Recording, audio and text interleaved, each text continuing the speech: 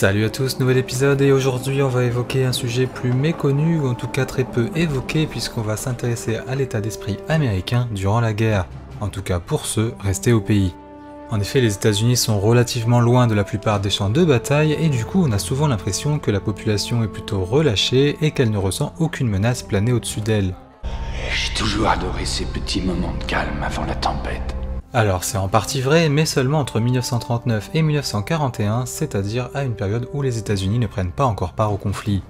La guerre a lieu en Europe et dans le Pacifique, mais les États-Unis suivent les événements de loin et ne veulent pas y participer, ou alors seulement avec un soutien matériel et parfois aussi humain, comme durant la bataille d'Angleterre par exemple. Le problème c'est que dans le Pacifique, depuis 1931, le Japon poursuit sa politique expansionniste et gagne beaucoup de territoires.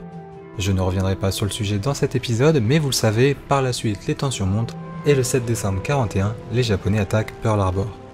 Et le tournant, il est là, puisqu'à partir du lendemain, les États-Unis déclarent la guerre au Japon, et 4 jours plus tard, c'est l'Allemagne, alliée du Japon, qui déclare la guerre aux États-Unis. Bref, en quelques heures, les Américains basculent dans le conflit mondial. Et ça change beaucoup de choses, puisque désormais les États-Unis, qui jusqu'ici étaient plutôt tranquilles, ont à l'ouest un océan qui grouille de Japonais, et à l'est un océan qui grouille d'Allemands. D'ailleurs, l'océan Atlantique, avec leurs U-boats, les Allemands ils le contrôlent en majorité dès 1940, prenant bien soin par contre de ne pas violer la zone de neutralité américaine qui s'étend dans l'Atlantique nord-ouest. Enfin, ça c'est la théorie parce que dans la pratique c'est un peu différent. En effet, le 4 septembre 1941 a lieu l'incident du Greer, un destroyer américain transportant du courrier et croisant un U-boat allemand sur sa route. Le navire américain échappe à 2 torpilles, le sous-marin allemand échappe lui à près de 20 charges de profondeur, et finalement l'affrontement en reste là. Les États-Unis considèrent que c'est un acte de piraterie de la part des Allemands, les Allemands répondent que ce n'est pas eux qui ont tiré les premiers. Bref, ces gamineries ça énerve un peu Roosevelt qui ordonne à l'avenir, si ce genre de situation se reproduit, de tirer à vue. Ah voilà, bien, de temps en temps il y a un sursaut. À ce moment-là, on est en 1941 donc, dans une situation de guerre non déclarée, mais qui donc, comme je le disais, le deviendra en décembre de la même année avec l'officialisation de l'entrée en guerre des États-Unis. L'année 1942 démarre et tout de suite les États-Unis entrent dans une autre dimension.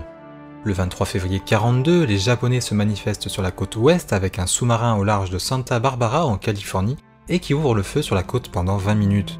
Assez peu de dégâts sont à constater, il n'y a pas de victimes, mais les Américains commencent à redouter très fortement une invasion japonaise. Il faut bien comprendre qu'on est à peine 3 mois après l'attaque sur Pearl Harbor, et donc ce genre de signaux ça laisse penser aux Américains et bien que les Japonais ils approchent.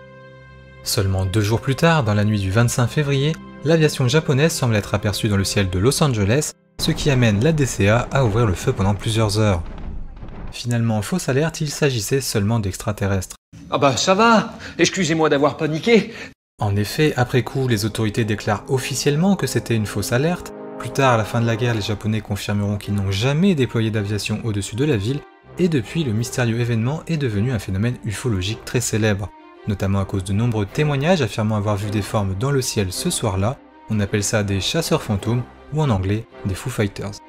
Ces deux événements ils ne font qu'alimenter un peu plus la paranoïa américaine née après Pearl Harbor. En effet, aux États-Unis, plusieurs dizaines de milliers de citoyens ont des origines japonaises et ça crée énormément de méfiance, parfois même des persécutions. Beaucoup vivent aux États-Unis depuis des décennies, ont des situations très honorables et pourtant on commence à redouter fortement qu'il y ait des espions parmi eux, une sorte de 5e colonne.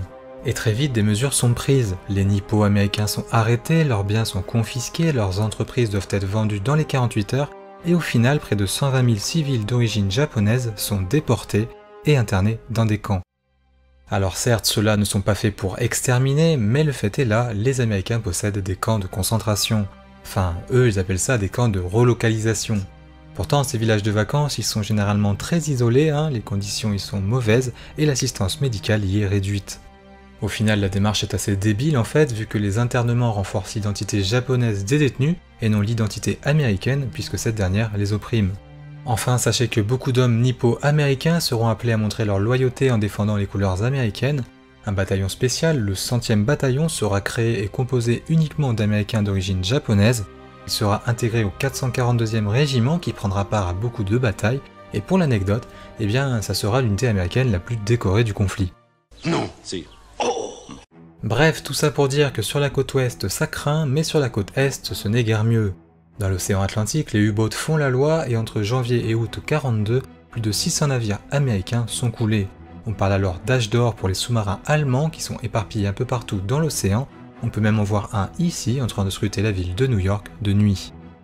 Bref, les Américains commencent à bien flipper et c'est loin d'être fini puisque ça va continuer durant toute l'année 42. Début juin, les Japonais s'attaquent aux îles Aléoutiennes et pénètrent donc en Alaska, et si ces événements vous intriguent, je vous renvoie à l'épisode 2 sur la chaîne. Quelques jours plus tard, c'est au tour des Allemands de débarquer aux États-Unis par le biais de l'île de Long Island. Bon, évidemment, il ne s'agit pas d'une armée, mais simplement d'un commando qui agit dans le cadre de l'opération Pastorius, avec pour idée de saboter toute une série de sites stratégiques tels des usines, des barrages ou encore des voies ferrées. Les 8 saboteurs se séparent, mais au final un binôme renonce, se rend et dévoile toute l'opération.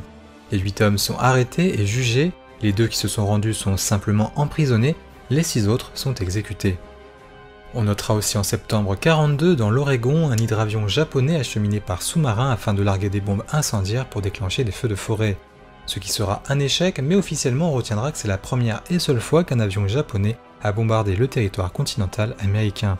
Par la suite, les choses se calment, les Américains reprennent peu à peu le contrôle de l'Atlantique, ils reprennent peu à peu le contrôle du Pacifique, bref, les menaces ennemies sont repoussées.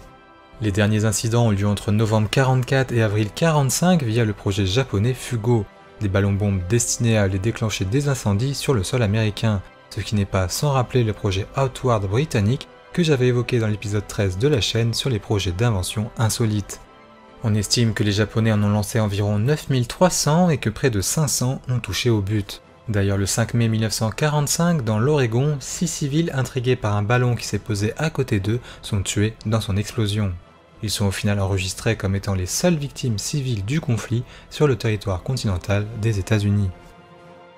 Au final, on se rend bien compte que les États-Unis subissaient des pressions à l'ouest et à l'est et on comprend donc bien à quel point un certain climat de peur devait régner. Climat de peur qu'il faut toutefois relativiser, puisque contrairement à d'autres pays, les États-Unis n'ont pas connu d'invasion ni d'occupation. Bon, ils auront par contre d'eux-mêmes fait naître des persécutions, preuve qu'un climat de peur peut causer de lourds dommages.